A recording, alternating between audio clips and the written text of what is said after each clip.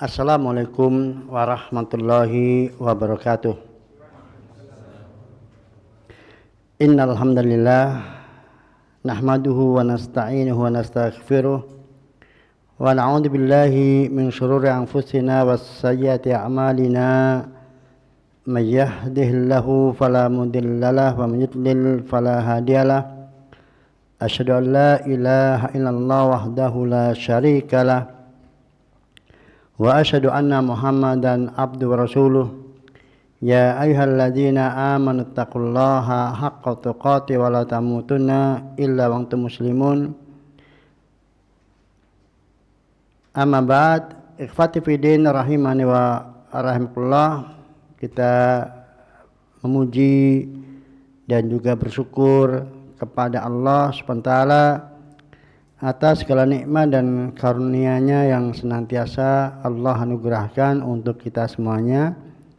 Dan diantaranya pada petang hari ini kita dipertemukan kembali oleh Allah SWT dalam lanjutan kajian kita terhadap kitab Ad-Du'a bil Asmaul Husna karya Syekh Dr. Mahmud bin Abdul Rasyid Ar-Ridwani hafizahullah. Dan kita sampai pada asma Allah yang ke-93 dari urutan yang beliau sampaikan, yaitu Al-Wahhab, yang Allah yang Maha Pemberi. Dan seperti biasa, monggo Ustaz Sodik untuk membacakannya. Bismillahirrahmanirrahim. Alhamdulillahi rabbil alamin wassalatu wassalamu ala Rasulillah wa ala alihi wa ashabihi wa man ittaba'ahum bi ihsanin ila yaumiddin. Qala al-muallifu rahimahullah al-Wahhabu qala ta'ala rabbana la tuzigh qulubana ba'da idh hadaitana wa hab lana min ladunka rahmah innaka antal wahhab. Wal wahhabu subhanahu huwallazi yukthirul ata'a bila iwadin wa yahabu ma yasha'u liman yasha'u bila gharadin wa yu'til hajata bighairi su'alin wa yusbighu ala ibadihi ni'ama wal afdala ni'amuhu kaminatun fil anfusi wa jami'il masnu'ati zahiratun badiyatun fi sairil makhluqati ni'amun wa ata'un wa jawadun wa hibatun tadullu ala annahul mutawahhidu fismihil wahhab. Barakallahu fiik. Ikhwati fiddin azallahu wa iyyakum, asma'ul al-Wahhab.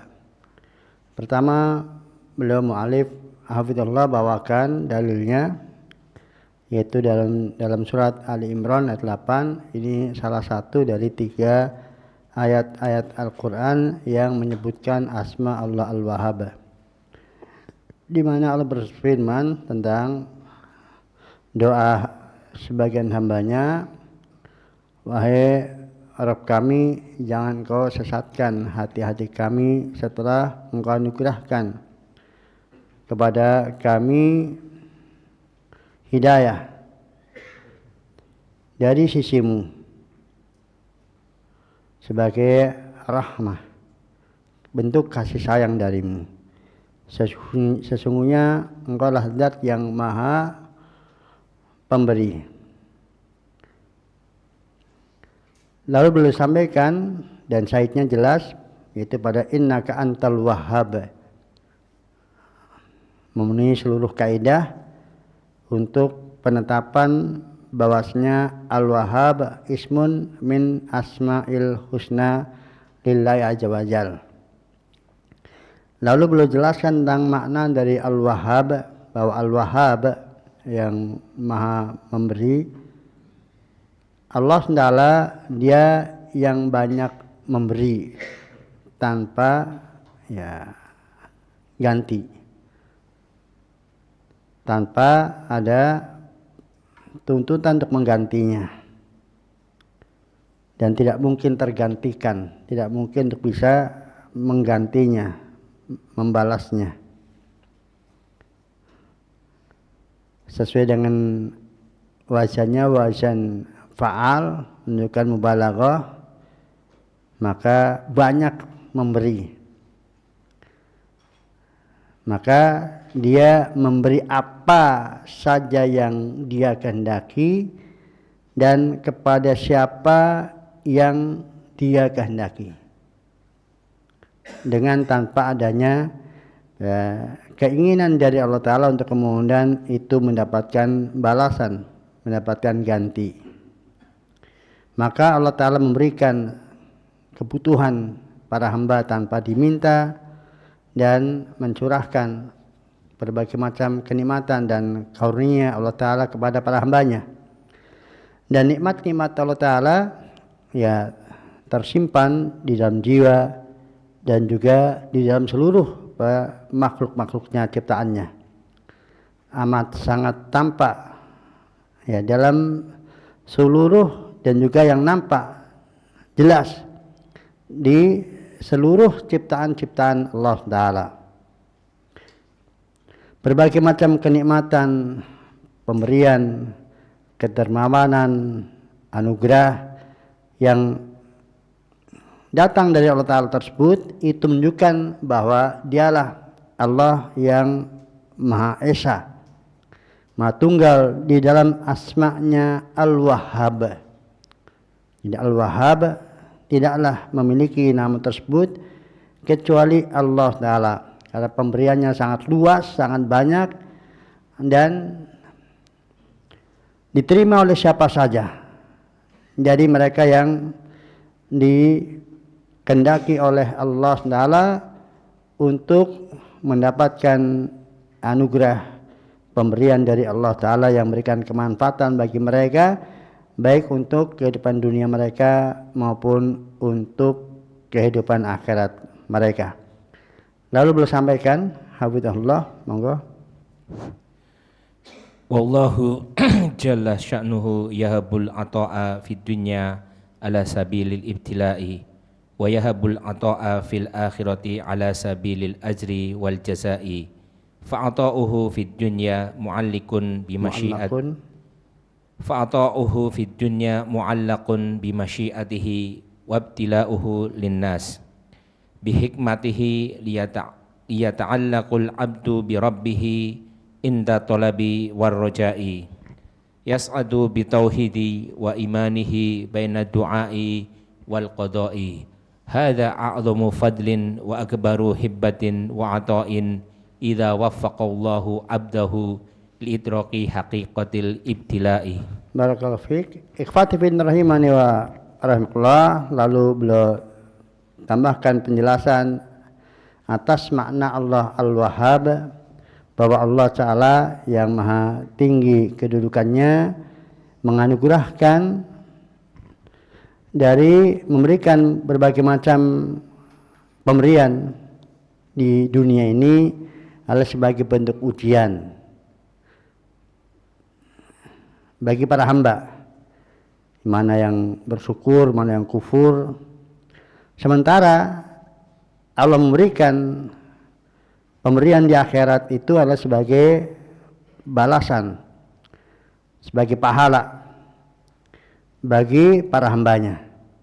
Dan tidak ada yang mendapatkan pemberian di akhirat kecuali ya hamba-hamba yang beriman, yang bertauhid. Adapun orang-orang kafir tidaklah mendapatkan wahbah dari Allah Ta'ala. Yang mereka dapatkan hanya siksaan dan penderitaan. Mereka tidak mendapatkan pemberian dari Allah Ta'ala yang membawa kenikmatan bagi mereka. Maka pemberian Allah Ta'ala di dunia itu terkait dengan masyiahnya, terkait dengan kehendak Allah Ta'ala. Dan ipilah Allah Ta'ala untuk manusia adalah sesuai dengan hikmahnya. Ada hikmah, ada maslahah yang Allah kehendaki dengan ujian tersebut untuk umat manusia. Di antaranya itu supaya hamba itu bergantung kepada Tuhannya, baik ketika kemudian dia meminta maupun ketika dia berharap. Dan seorang hamba dia akan berbahagia dengan ketauhidannya dan keimanannya di antara permohonan dan keputusan Allah SWT. Maka hal ini yaitu apabila seorang hamba itu mendapatkan anugerah pemberian berupa tauhidan dan keimanan, maka merupakan sepaling besar dari karunia Allah Ta'ala. Semakin agung, sepaling agung dari anugerah pemberian Allah Ta'ala apabila seorang hamba mendapatkan taufik dari Allah Ta'ala untuk mengetahui hakikat ibtila. Jadi apabila seorang hamba paham betul tentang hakikat ibtila yang Allah ciptakan untuknya, dengan Allah memberikan kepadanya dari berbagai macam urusan dunianya, yaitu agar seorang hamba betul-betul bergantung hanya kepada Allah Ta'ala dalam doanya maupun berharapnya, sehingga dia mentauhidkan Allah Ta'ala, maka itulah anugerah yang terbesarnya yang Allah anugerahkan, Allah karuniakan kepada seorang hamba. Maka menjadi kemestian bagi kita untuk kita memahami hal ini, agar semua anugerah yang Allah anugerahkan kepada kita itu menjadi paling besar karunia anugerah dari Allah Ta'ala, karena menghasilkan ketauhidan kepada Allah Ta'ala, bahwa semuanya kita paham bahwa itu sebagai ibtila dari Allah Ta'ala, dari urusan dunia, sehingga kita melaksanakan apa yang menjadi konsekuensi dari ujian, supaya kita lulus ujian. Dan kalau kemudian kita lulus ujian, maka ya kita akan mendapatkan kebahagiaan di dunia sebelum kebahagiaan di akhirat. Nah, selanjutnya monggo. Wa min du'ai bismillahil wahhabi ma warada fi qawlihi ta'ala Rabbana la tuzigh qulubana ba'da idh hadaitana wa hab lana min ladunka rahmah innaka antal wahhab. Wa min hadithi Aisyah radhiyallahu anha anna Rasulullah sallallahu alaihi wasallam kana idza istayqadha minal laili qala la ilaha illa anta subhanaka Allahumma inni astaghfiruka li dhanbi wa as'aluka bi rahmatika Allahumma zidni ilman wa la tusih qalbi ba'da idh hadaitani wa hab li min ladunka rahmatan innaka antal wahhab. Barakallahu fiik. Ikhwati fiddin azamullahu wa yakum, di antara doa yang selaras dengan asma Allah Al-Wahhab adalah apa yang ada dalam Al-Quran yang tadi sudah kita baca. Hal itu sebagai dalil yang disampaikan oleh mu'alif rahimahullah, yaitu doa seorang hamba dengan berdoa kepada Allah Ta'ala, wahai Rabb kami, jangan engkau sesatkan hati-hati kami setelah engkau anugerahkan hidayah kepada kami, dan anugerahkanlah kepada kami rahmat dari sisimu, karena sesungguhnya engkau adalah zat yang maha memberi. Dan juga dalam hadis Aisyah radhiyallahu anha, ibunda kita, bahwa Rasulullah sallallahu alaihi wasallam, jadi apabila beliau bangun di malam hari, lalu kemudian beliau berzikir la ilaha illa anta subhanaka, tidak ada sembahan yang berhak disembah selain engkau, maha suci engkau. Allahumma inni astaghfiruka li dhanbi, ya Allah, sungguh aku mohon ampun kepadamu atas dosa-dosaku, was'aluka birahmatik, dan aku memohon rahmatmu. Allahumma zidni ilman wa la tuzigh qalbi ba'da idh hadaitani, ya Allah, tambahkanlah untukku ilmu dan jangan engkau sesatkan hatiku setelah engkau beri hidayah kepadaku. Wahab li min ladunka rahmatan innaka antal wahhab, dan anugerahkanlah untukku kasih sayangmu, rahmatmu, kan sungguhnya engkau lah zat yang maha pemberi. Ya, ikhwati fiddin rahimani wa rahimakumullah, Ini doa dipanjatkan oleh Nabi Shallallahu Alaihi Wasallam. Padahal ya beliau termasuk yang paling banyak doa yang dipanjatkan oleh Nabi Shallallahu Alaihi Wasallam. Ya muqallibal qulub, tsabit qalbi ala dinik. Ya, kalau doa itu sesungguhnya ya hampir sama secara makna dengan doa ini, di mana Nabi SAW memohon kepada Allah Ta'ala untuk kemudian memantapkan hatinya tetap dalam agama Allah Ta'ala, tidak bergeser, tidak berpaling dari agama Allah Ta'ala. Demikian juga pada doa ini. Ya, ketika beliau berdoa, wala tuzigh qalbi ba'da hadaitani. Jangan kau sesatkan setelah engkau beri hidayah kepada kami. Kalau kemudian doa ini yang semakna dengan ini terus menerus dipanjatkan oleh Nabi Sallallahu Alaihi Wasallam menjadi doa harian, doa rutinitas Nabi Sallallahu Alaihi Wasallam, termasuk doa yang sangat banyak. Ini kan berarti ya, karena ketika dikatakan idza istaqada minal lail, berarti ini setiap malam. Dohirnya Nabi lakukan setiap malamnya. Jika Nabi terbangun di malam harinya, ini yang beliau panjatkan kepada Allah SWT. Dan sebagian istri beliau mendapatkan doa yang paling banyak dipanjatkan oleh Nabi SAW yang beliau dengar dari Rasulullah adalah doa ya muqallibal qulub tsabit qalbi ala dinik. Maka ketika ditanyakan kepada Nabi SAW, Nabi menjelaskan inna qulubal ibad baina isbi'i min asabi'ir rahman atau baina isbi'i min asabi'ir rahman yuqallibu kaifa yasha.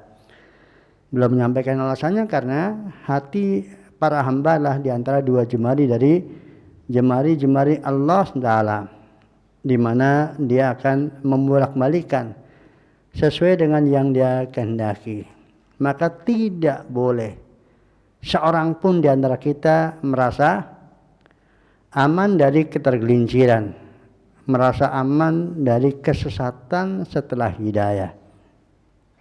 Dan ikhwatifin rahimani wa rahmatullah, tentunya ya, terjaganya posisi seorang hamba dalam hidayah dan tercegahnya dari menyimpang dari kesesatan setelah hidayah ada asbabnya ya. Ada sebab-sebab yang kemudian melatar belakanginya. Maka ketetapan hidayah dan terjaganya dari penyimpangan itu mutlak di tangan Allah Ta'ala. Namun ketika Allah Ta'ala menetapkan hidayah pada seorang hamba dan menjaganya dari ketersesatan, itu tentunya ada asbab yang dilakukan oleh seorang hamba. Nah, tidak ada kewajiban bagi kita kecuali kita menempuh sebab-sebab tersebut. Dan diantaranya adalah dengan memperbanyak doa. Ini diantaranya. Dan sebagaimana kita ketahui bahwasanya doa seorang hamba yang dipanjatkan kepada Allah Ta'ala untuk terkabulnya doa adalah dengan adanya ikhtiar. Tidak hanya menggantungkan diri dengan doa tetapi tidak ikhtiar, tidak ada usaha. Maka ikhwatifin rahimani wa rahimakullah, berusaha berulang kali saya sampaikan bahwa tunjukkan kita itu ada upaya untuk itu, ada aktivitas yang kita tunjukkan kepada Allah Ta'ala bahwa saya melakukan demikian itu demi satu cita-cita, yaitu apa? Agar hidayah itu apa? Tetap bersamaku dan tidak kemudian terjadi penyimpangan, ketersesatan setelah berada di dalam hidayah. perlu diketahui bahwasanya seseorang itu menyimpang dari hidayah itu tidak selamanya dia sadar. Seseorang keluar dari jalur hidayah tidak selamanya dia sadar bahwasanya dia telah keluar dari jalur hidayah. Karena setan itu senantiasa menghias-hiasi, memberikan tabrirat, memberikan maklumat terhadap dan apa yang dikerjakannya, sehingga terkadang seseorang itu dia jelas-jelas berubah, tapi belum tentu dia merasa bahwa itu berubah kepada yang arah yang lebih buruk. Bahkan dia menganggap itu berubah kepada yang arah yang lebih baik, lebih maju. Jadi tidak semua orang kemudian setelah dia dapat daya kemudian jalannya menyimpang, kemudian dia merasa telah berubah dari bentuk hidayah kemudian kepada ketersesatan, tidak. Bahkan terkadang dia merasa itu lebih berhidayah dibandingkan kondisi sebelumnya. Dan betapa banyak orang yang mengalami seperti itu. Kalau kemudian seseorang sadar bahwa dirinya mengalami penyimpangan, ketersesatan, tentunya dia akan menderita. Dia akan nggak nyaman. Tapi ketika kemudian setan sudah menghias-hiasi dan kemudian dengan syubhat, tentunya ada sebab yang melatar belakangnya mengapa kemudian seseorang kemudian berubah dari jalan yang hak kepada jalan yang batil. Tetapi yang jelas setan berhasil menghias-hiasi kebatilan tersebut, sehingga kemudian dia dengan tetap merasa berada dalam kebenaran, bahkan lebih berpetunjuk, lebih berhidayah dibandingkan kondisi sebelumnya. Ya, jadi sekali lagi kalau ini adalah dipanjatkan Nabi kita sallallahu alaihi wasallam. Dan jangan kemudian kita berpikir paling Nabi pura-pura kayaknya. Asya wa kalla ya. Jadi ini memang sesuatu yang dirasakan Nabi sallallahu alaihi wasallam, sehingga kemudian beliau mengulang-ulang itu kebutuhan akan pertolongan dari Allah Ta'ala untuk tetap dalam hidayah. Jadi jangan pernah kita berpikir ketika Nabi berdoa kemudian sesungguhnya itu hanya untuk apa? Untuk mencontohi, memberikan contoh kepada umatnya, walaupun secara perasaan, wah kalau saya emang nggak akan. Itu suudzon kepada Nabi. Jadi ketika Nabi berdoa, maka beliau pasti merasa butuh terhadap itu, pasti.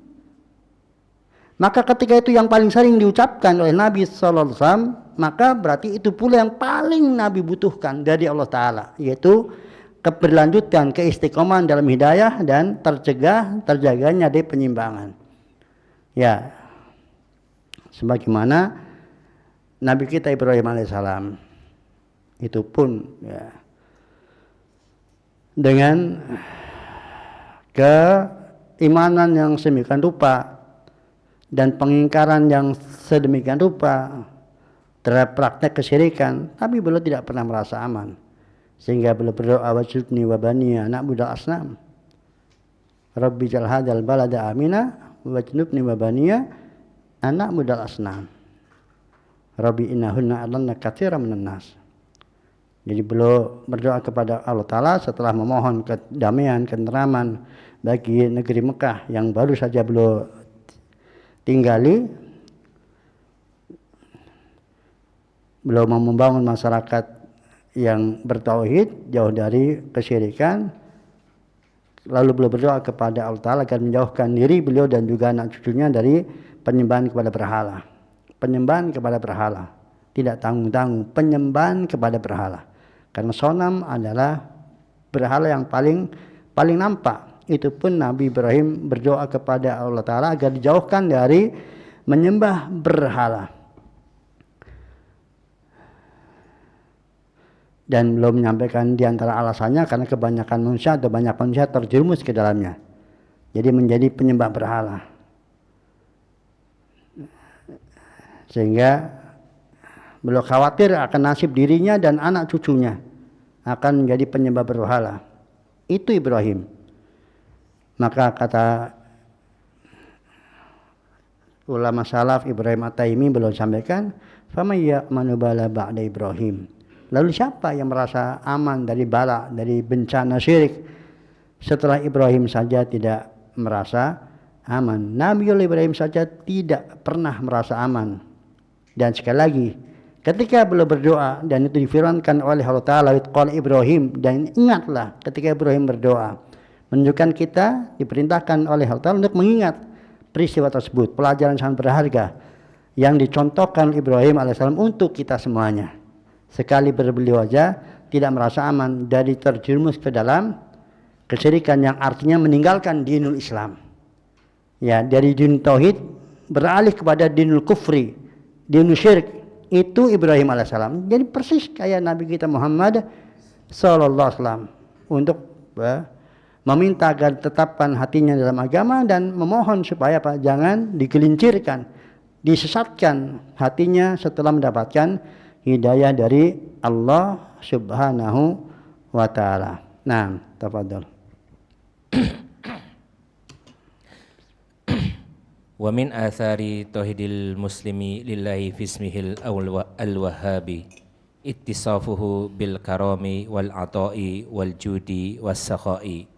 Wa sahha min hadits Ibnu Abbas radhiyallahu anhu anna nabiyya sallallahu radhiyallahu anhuma anna nabiyya sallallahu alaihi wasallam qala la yakhillu lihadin ayyahaba hibatan thumma yarji'a fiha illa min waladihi faman fa'ala dhalika famithluhu kamithlil kalbi ya'kulu thumma yaqi'u thumma ya'udu fi qai'ihi.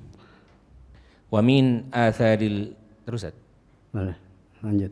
Wa min atharil ismi aidan ar-ridha bima wahaballahu lil abdi minal waladi dhukuran kana am untha fal ibratu bisolahihim wa du'aihim fi aqibihim la binaw'ihim wa kafa bil abdi ta'arrudan limaqtillahi ayyatasakhata ma wahabahu kama anna tasakhata bima wahaballahu minal inathi min akhlaqil jahiliyati allati dhammaha Allahu ta'ala.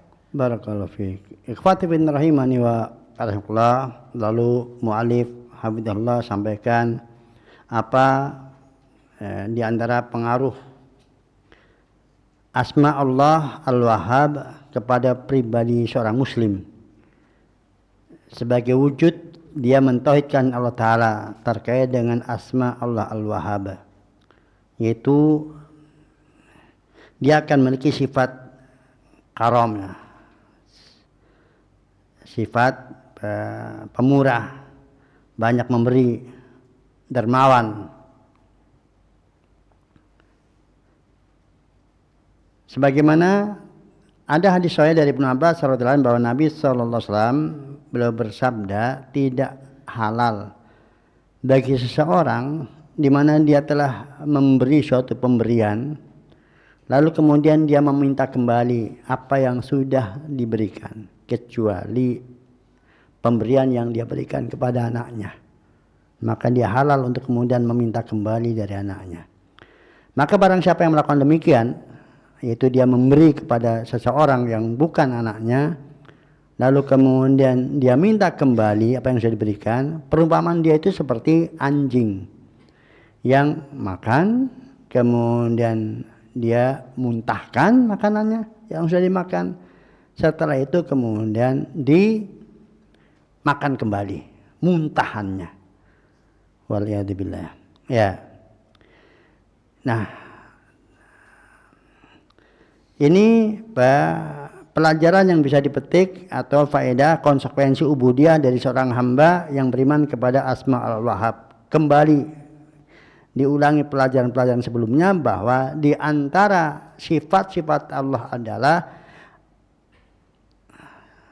bagus untuk ditiru, yaitu sifat-sifat Allah Ta'ala yang memungkinkan dimiliki oleh seorang hamba dari sifat-sifat kesempurnaan, sifat-sifat baik. Semakin banyak seseorang memiliki sifat-sifat seperti yang dimiliki oleh Allah Ta'ala, dari si makna yang memungkinkan dimiliki oleh makhluk, yang tidak terlarang bagi makhluk, maka semakin sempurna seorang hamba. Ya, Allah dengan sifat-sifat yang dimilikinya semakin banyak semakin sempurna.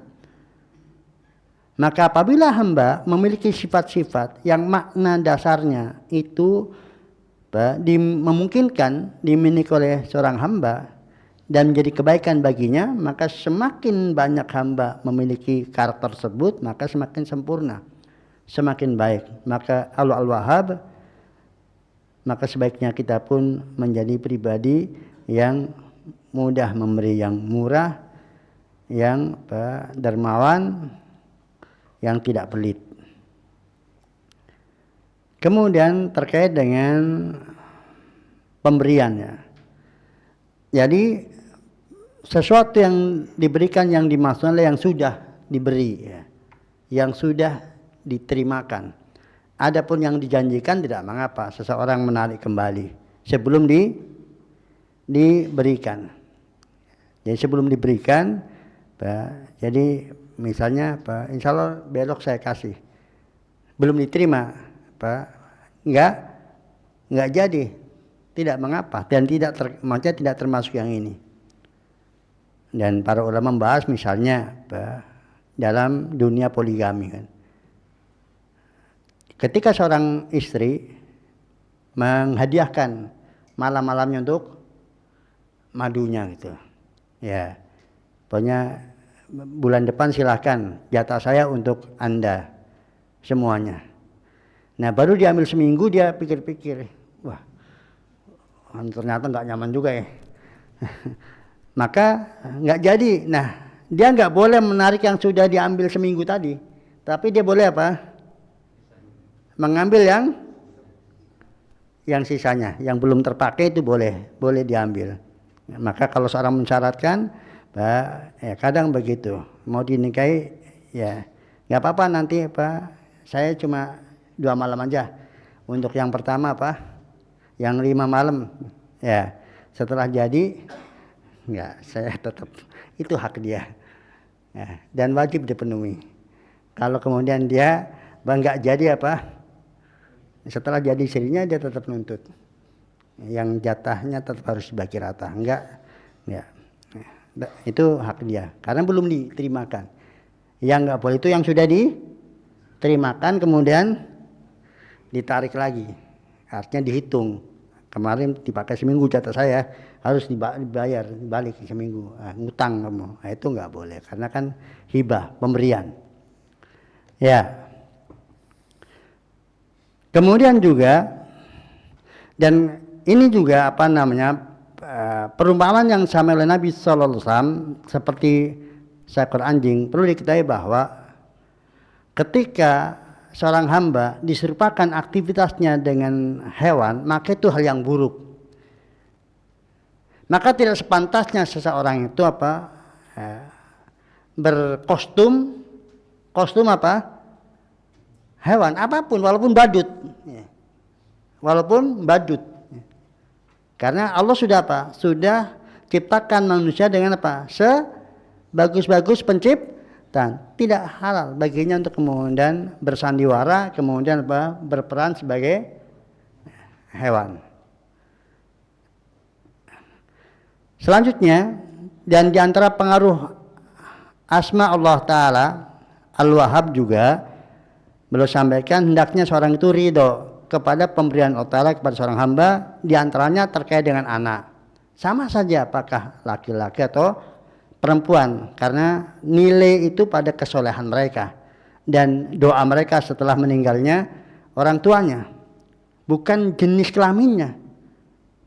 Maka cukuplah seorang hamba itu dengan memprotes dan dia benci, jadi atas pemberian Allah Ta'ala dia mempersiapkan diri untuk mendapatkan kebencian dari Allah Ta'ala.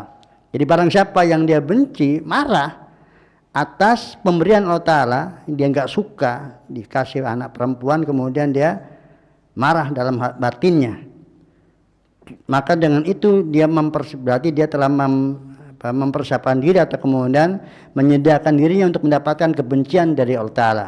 Karena sikap marah atas pemberian Allah Ta'ala berupa anak perempuan itu diantara akhlak jahiliyah yang Allah Ta'ala cela.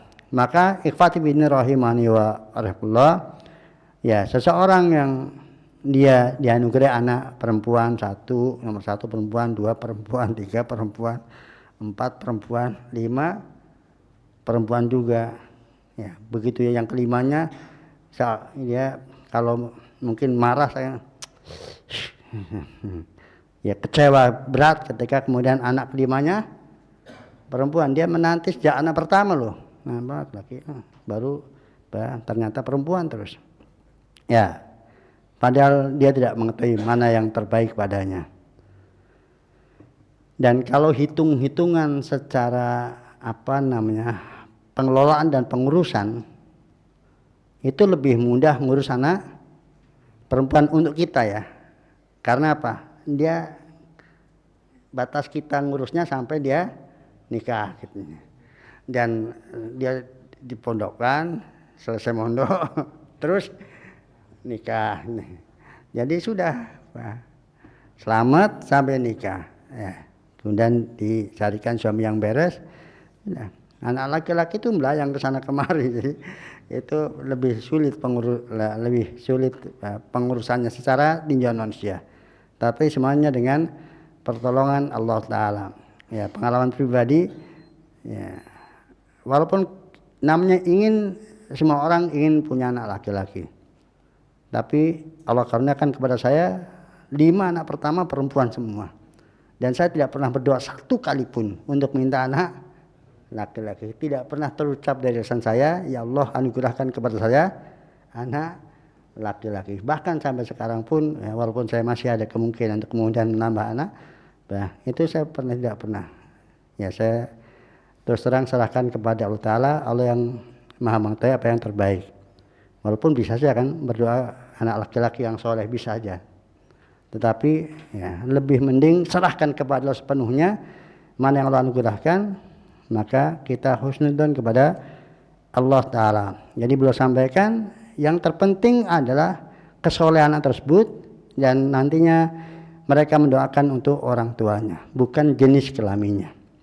Ya, karena kita tidak tahu mana yang akan bermanfaat bagi kita. Dan kalau kemudian sampai kemudian kita membenci atas anugerah Allah Ta'ala kepada diberi anak perempuan, maka berarti telah terkena padanya sifat jahiliyah waliyadzubillah. Demikian pelajaran yang beliau sampaikan, dan insya Allah kita lanjutkan pada adzan kalau ada pertanyaan.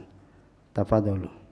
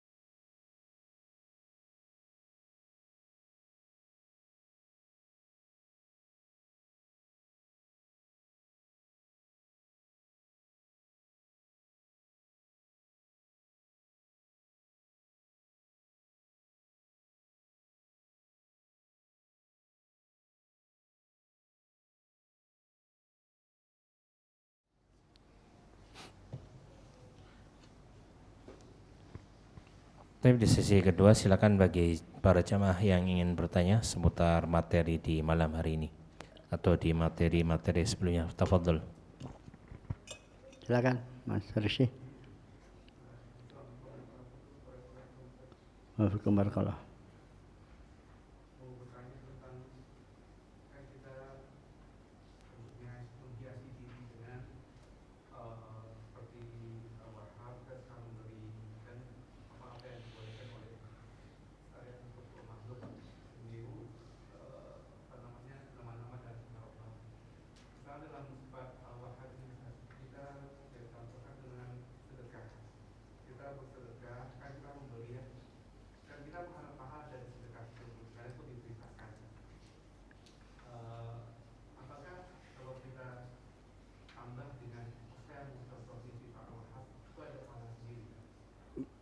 Barakallahu fiik. Ya, jadi innamal amalu binniyat. Jadi ketika seseorang di samping dia memberi karena untuk mendapatkan pahala, juga dia meniru sesuatu yang baik yang dimiliki oleh Allah Ta'ala, yang itu memungkinkan dimiliki oleh seorang hamba. Maka itu nilai tersendiri karena di situ ada nilai ma'rifatullahnya. Dan itu nilainya tinggi karena ada nilai ma'rifatullahnya, yaitu dia melakukan sebagai bentuk dari keimanan dia kepada asma Allah al-Wahhab. Dan tidak setiap orang yang memberi karena itu. Seseorang memberi ya karena apa? Karena itu diperintahkan kemudian dapat pahala. Nah, itu niat tersendiri, dan niat bahwasanya itu adalah pengaruh dari asma al-Wahhab dan meniru Allah Ta'ala dengan sifat wahbnya, maka itu adalah menjadi nilai plus bagi seorang hamba. Jadi setiap perilaku yang itu ada dikaitkan dengan asma dan sifat Allah Ta'ala itu menjadi nilai tambah tersendiri dari perilaku menjalankan apa yang diperintahkan itu sendiri. Nilai plus dari sekedar seorang menjalankan apa yang diperintahkan oleh Allah atau Rasulnya. Wallahu a'lam bishawab. Nah.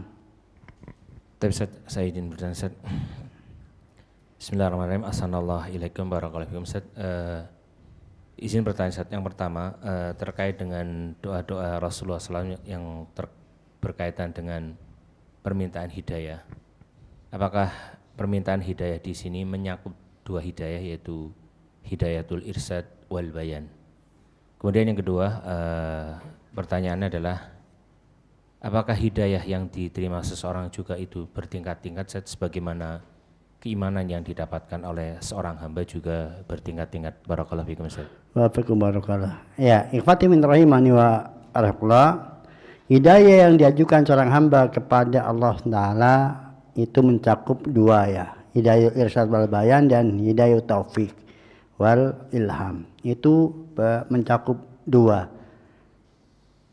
Kalau kemudian seorang memutlakkan dan hendaknya dia niatkan dalam dirinya dua hidayah tersebut sekaligus, yaitu dia menginginkan hidayah irsyad wal bayan, berarti sampainya kepadanya ilmu dan penjelasan yang bersumber dari Allah SWT, kemudian taufik dan ilham dari Allah Ta'ala sehingga dia menjalankan kebenaran yang telah sampai kepadanya sesuai dengan kecintaan dan keridhaan Allah Ta'ala. Jadi mencakup keduanya, dua bentuk hidayah tersebut. Maka ketika Imam Ibnu Qayyim rahimahullah menjelaskan tentang doa seorang hamba, ihdinas siratal mustaqim, ya beliau jelaskan di situ ada 4 atau 5 dari bentuk hidayah yang diterima di dunia, dan satunya adalah berupa hidayah siratal mustaqim di akhirat. Ya, tadi yang keduanya yang ya, nah hidayah itu bertingkat. Ya, kan tadi kan hidayah. Jadi hidayah al-bayan wal irsyad itu kan kadar keilmuan. Maka kadar keilmuan seorang hamba yang diterima dari Allah Ta'ala bertingkat-tingkat satu dan yang lainnya. Maka orang yang paling berhidayah dari si hidayatul bayan irsyad adalah Nabi Muhammad sallallahu alaihi wasallam. Dari umat setelah para nabi adalah para sahabat. Dari para sahabat adalah yang paling dapat hidayah adalah Abu Bakar As-Siddiq itu hidayah secara keilmuan. Beliau adalah a'lamun nas, ya. Ba'dal anbiya. Orang yang paling berilmu setelah para nabi, paling paham tentang agama, paling lengkap ilmu agamanya lah Abu Bakar As-Siddiq radhiyallahu anhu. Dan beliau juga manusia yang paling mendapatkan hidayah taufik dari Allah yang tertingginya. Tingkatan yang tertingginya seseorang mendapatkan hidayah taufik adalah Abu Bakar As-Siddiq setelah para anbiya. Dan demikian terus dari para sahabat, jadi para al-Asyarul Mubasysyirin bil Jannah, kemudian Ahlul Badar, dan terus begitu. Dari para sahabat setelah Fathu Makkah, baru kemudian kaum muslimin sesudahnya secara umum. Jadi bertingkat-tingkat, baik hidayatul irsyad wal bayannya maupun hidayatul taufik wal alham.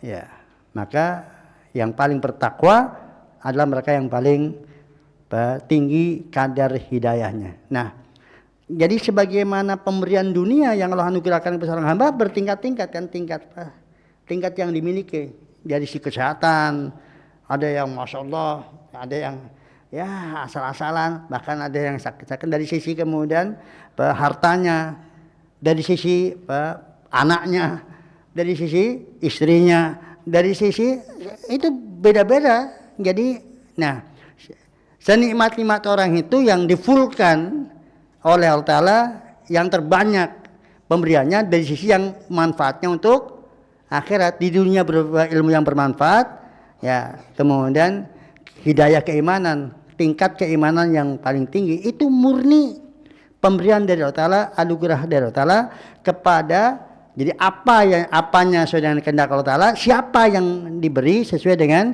kehendak Allah Subhanahu wa Ta'ala. Itulah rahasia Allah Ta'ala.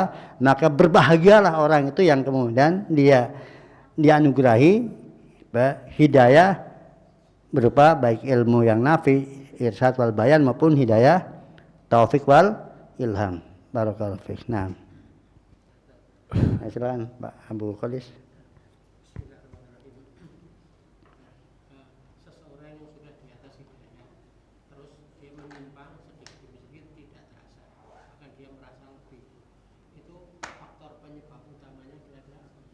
Banyak ya. Jadi diantaranya tidak mengindahkan larangan dari untuk menghindari syubhat. Ya, jadi kan banyak sisi hal-hal yang kemudian dalam kehidupan ini kan banyak syubhat ya, banyak kerancuan yang ditebarkan oleh musuh-musuh sunnah, musuh-musuh al-haq. Nah, dia tidak gubris itu, merasa pede bahwasanya apa? Dia bisa apa? Bisa menghadapi berbagai macam syubhat ya, seperti kisah kan yang menikahi seorang wanita Khawarij kan. Akhirnya ya kan itu kan bersinggungan dengan syubhat. Dia merasa pede bahwasanya akan sanggup menghadapinya. Ya, maka hati-hati kalau kemudian kita sudah aman di sunnah, kemudian nggak puas karena masalah gelar aja, kemudian rela jadi muridnya ahlul bid'ah. Itu hati-hati. Ya, apalagi kemudian gelar yang nempel di belakangnya padahal itu jelas hasil ilmunya lah ahlul bid'ah yang ngajari, dibangga-banggakan. Kan itu gelar itu kan hasil belajar kepada ahlul bid'ah, bukan belajar kepada ahlu sunnah. Semestinya enggak merasa apa? Merasa bangga karena ilmu yang didapatkan itu apa? Dominasinya ilmu bid'ah. Kenapa kemudian menjadi sebuah kebanggaan? Itu harus waspada. Ya. Kita harus waspada dari hal tersebut. Ya, maka ya mungkin tujuannya lah doruri, suatu tuntutan, tetapi mohon untuk kemudian tadi menghindari sebagai kebanggaan sebuah gelar, padahal apa? Untuk dapat gelar itu harus apa? Prosesnya apa? Proses bergelut dengan syubhat. Ya. Itu ya. Dan diantaranya ya tadi tidak berdoa ya, tidak merasa apa? Tidak tidak pernah berdoa kepada Allah Ta'ala karena merasa pede bahwasanya dia akan aman karena sudah banyak ilmunya, sudah sedemikian rupa amalnya, sudah sedemikian rupa mungkin ilmu tentang hakikat kebenaran, kemudian merasa aman dari terjerumus ke dalam kesesatan.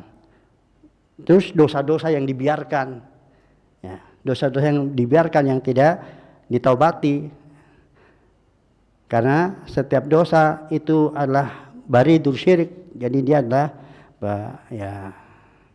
pos yang bisa mengantarkan kepada kesyirikan dan lain sebagainya dari sebab-sebab kemudian penyimpangan tanpa disadari setelah Allah Ta'ala sebelumnya berikan hidayah. Wallahu a'lam bishawab. Kalau saya satu lagi Ustaz.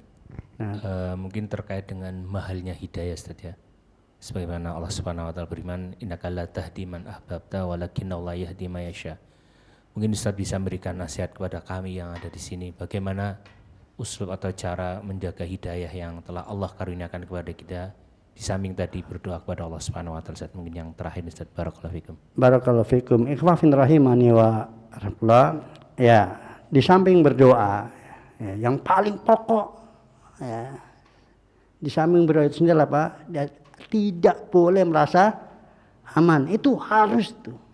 Jadi harus tertanam dalam diri kita itu bahwa kita tidak merasa aman dari apa? Kemungkinan menyimpang. Itu harus tersimpan. Sepanjang hayat kita itu harus tersimpan. Bahwa kita tidak merasa aman. Sehingga kalau perasaan tidak aman itu senantiasa menggelayuti di kita, itu mesti akan apa? Akan ada usaha bagaimana supaya terjaga. Orang yang nggak aman, motornya hilang, apa yang dia lakukan? Dia nggak merasa aman, motornya hilang, apa yang dia lakukan? Wah sudah, antum lihat gelisahnya dia, tengok sana, sudah dikunci double sama masih tengok. Karena dia nggak merasa aman. Nah, kalau kemudian orang nggak merasa aman, maka ada aja usaha yang dia lakukan. Maka diantaranya tadi, dia berusaha untuk kemudian terus taklim. Sekali berapapun ilmunya dia duduk belajar kepada guru untuk supaya dia itu semuanya bagian dari tawasul kepada Allah Ta'ala. Tawasul dengan menunjukkan kepada Allah Ta'ala upaya yang dia lakukan. Yang menjaga diri pergaulan. Dia bergaul dengan orang-orang yang mereka menjaga hidayah. Jadi di samping berdoa, tersimpan dalam hatinya perasaan tidak nyaman, kemudian bersandar kepada Allah Ta'ala hatinya tentang hidayahnya, kemudian dia senantiasa menghadiri majelis yang semakin menambah hidayahnya, kemudian dia bersahabat, bergaul dengan teman-teman yang diharapkan menjaga hidayahnya. Itu diantaranya, setidak-tidaknya itu mesti dilakukan. Maka pertanyaan besar, bagaimana bisa seorang itu hidup sebagai seorang yang di atas sunnah, dia nggak ngaji? Itu apa yang dirasakan, itu apa gitu? Itu apa sih yang perasaan apa yang dalam hatinya? Dia bisa nyaman nggak apa? Nggak belajar lagi, nggak ngaji, itu apanya?